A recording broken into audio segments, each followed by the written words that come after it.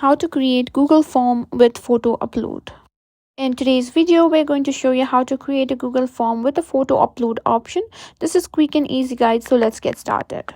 Open your web browser and simply go to forms.google.com, or you can also go to Google Forms login page as well, and make sure you're logged into your account. Simply tap on login. Now you'll be taken to the blank button which will open up a new form for you to customize.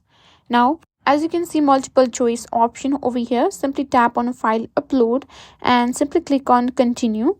This is where you'll allow users to upload photos. You can allow only specific file types. You can also limit the maximum file size and also the maximum number of files. You can also allow multiple files to upload it if needed. Feel free to customize the question text. For example, you can simply type in please upload your photo or upload pic, and let's share with others. Simply tap on publish, and that's it. That's how you can simply create Google form with photo upload.